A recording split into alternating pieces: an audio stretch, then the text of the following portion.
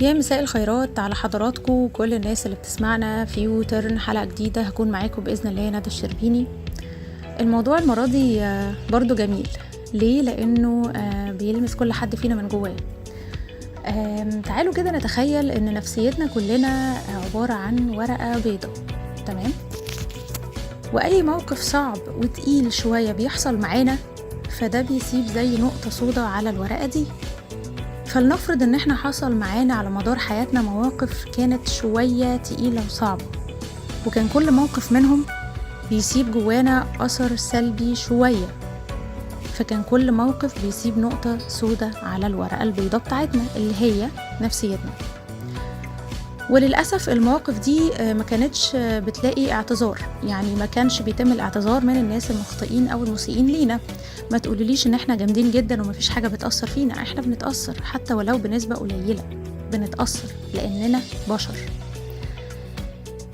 عارف بقى على النقيض، لو لقينا ان كل موقف او كل نقطة سودة اتحطت على الورقة دي صاحبها جه اعتذر، انت هتحس بكم من الشفاء العاطفي مش طبيعي.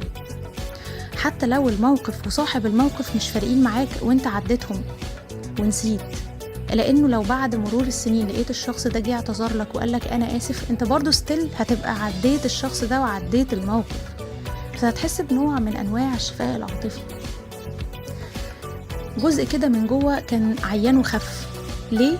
مش علشان الشخص المسيء ده جه اعتذر، لكن علشان نفسيتك انت اتردلها الجانب اللي كان متألم ده.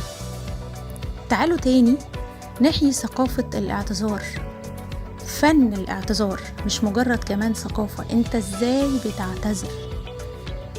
بنشوف في الوقت الحالي ان بقى في ناس كتير قوي تقولك انا مش بعترف بغلطي عشان انا ما بغلطش مثلا، او انا لا انا صعب شوية ان انا اقول كلمة انا اسف. بس انا شايفة ان الناس اللي بجد كلمة انا اسف عندهم بتتقال لما يحس انه غلط في اللي قدامه او عمل موقف ما كانش ينفع انه يعمله، وبمجرد ما يقول انا اسف هو شخص سوي، لانك بتعتذر عن حاجة صدرت منك وفي نفس الوقت خايف على مشاعر الشخص اللي قدامك لانه غالي عليك. خلونا تاني نستسهل كلمة انا اسف، خلونا تاني نكون سبب في شفاء عاطفي في نفسية البني ادمين اللي قدامنا. مش غلط ومش عيب ومش صعب كلمة انا اسف.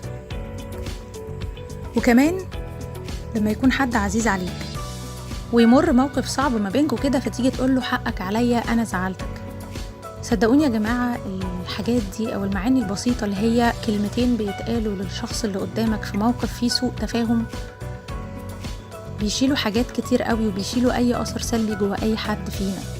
لو انت شايف انك عملت اي موقف حاسس انه صعب على اللي قدامك انه يتقبله، حتى لو عدى وقت طويل، احنا نقدر على فكرة نرجع نقول لبعض انا اسف. حتى لو انت الشخص ده مش هنتكلم معاه زي ما كنا بنتكلم، او حتى مش هينفع يكون في اي تواصل، دي حاجة بترجع للأشخاص عامة، انت ورأيك وحياتك وتفكيرك. بس حاول تصلح وتمسح اي خطأ طالما في ايدينا ان احنا نصلحه. خلونا تاني نرجع نقول احنا اسفين، خلونا تاني نرجع نطيب بخاطر الغاليين علينا ونمسح اخطاء حتى صدرت مننا تجاه ناس خلاص يعني اتعرضوا لها معانا وخلاص. مش عايزه اطول عليكم اكتر من كده. اتبسطت ان انا اتكلمت في الموضوع ده، هو صغير وما خدش دقايق بس مهم جدا. خلونا نراجع نفسينا كده ونشوف كلمه انا اسف تتقال لمين وامتى وازاي نقدر نصلح بيها موقف حصل.